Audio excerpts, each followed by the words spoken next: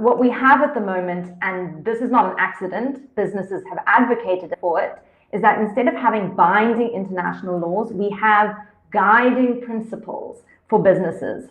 And even though these principles are what we call soft law, they're not purposeless.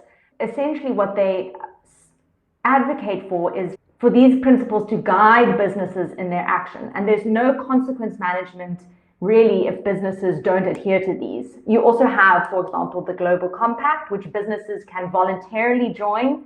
So it's business driven as opposed to being driven by states who are clearly saying that we need to regulate these companies. And that's why binding international law treaty would be an important step, because these wouldn't just be guidelines or sort of pacts that businesses can sign up to. I mean, interestingly enough, MTN lists the guiding principles as one of the key documents that informs their business activity.